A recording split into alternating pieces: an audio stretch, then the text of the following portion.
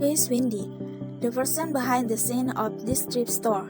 He is not just a seller, but also a curator of the hidden stories of each garment he offers. But more than just selling second-hand items, Windy is part of a sustainable movement.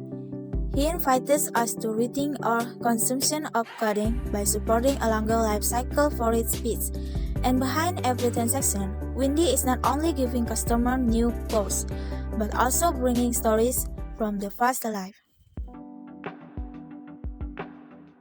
Bagaimana Anda mulai tertarik dengan thrifting dan memutuskan untuk menjual baju bekas? Awal saya tertarik dengan thrifting itu adalah ketika saya pergi ke pasar itu untuk awal membeli baju itu. Saya karena dulu itu penggemar kayak kaos-kaos band, kaos-kaos Pintek. Jadi saya penasaran dengan apa sih baju band itu, apakah ada di pasaran atau tidak. Jadi awal pertama itu saya thrifting itu pada waktu sejak SMA. Dan awal juga saya menjual baju thrifting juga. Dan saya itu modal saya itu dari 50.000 dan akhirnya saya bisa menjual sampai 500.000 keuntungannya. Jadi itulah awal pertama saya suka thrifting. Apa yang membuat thrifting menjadi spesial dan berbeda dari belanja pakaian yang baru? Yang membuat spesial itu dari thrifting adalah nilai harga bajunya dan juga harganya. Jadi kalau kita thrifting itu kayak baju-baju di bawah tahun 2000-an, tahun 90-an, 90s, harganya itu cukup tinggi. Dan juga kalau kita dicari di pasaran itu, kalau kita thrifting itu harganya murah. Misalnya kalau kita dapat baju kaos-kaos Pintek itu di bawah 50 ribuan, di atas 100 ribuan, harganya itu tidak sampai di atas 200 ribuan, pokoknya di bawah 200 ribuan. Dan juga biasa nilai harga jualnya itu di atas 1 juta sampai 2 juta lebih ke atas. Itulah yang membuat saya tertarik dari thrifting itu.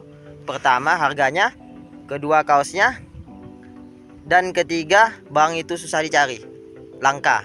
Nah, itu yang membuat saya tertarik dengan thrifting. Bagaimana proses Anda dalam memilih dan mengkurasi barang-barang yang Anda jual? Jadi saya mengkurasi yang barang-barang saya jual itu, pertama saya itu fokus ke kaosnya dan juga fokus ke harganya. Jadi saya mengkurasi suatu barang itu, pertama dari kaosnya, apakah kaosnya itu tingkat jualnya lebih tinggi atau lebih rendah. Kedua, modal yang saya beli dari kaos tersebut. Dan ketiga, penjualan, keuntungan yang saya peroleh dari hasil penjualan kaos tersebut. Bagaimana Anda memastikan kualitas dan keaslian barang yang Anda beli? Jadi saya memastikan keaslian suatu barang tersebut ialah pertama itu dari tag atasnya, seperti yang saya pakai ini. Jadi keasliannya itu dari kodenya itu ada di scan barcode di sini. Inilah dia yang membuat keaslian barang, yaitu dari bahannya, dari tagnya yang membuat keaslian barang tersebut.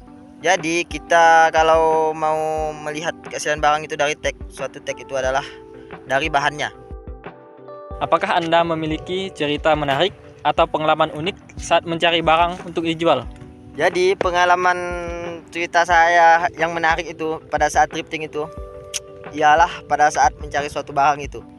Saya pernah mencari suatu barang itu di pasaran. Barang yang saya dapat itu KW dan juga fake atau disebut fake. Jadi modal saya itu cukup tinggi, di atas 500 ribuan. Dan saya hanya memperoleh keuntungan harga jual sekitar 50 ribuan.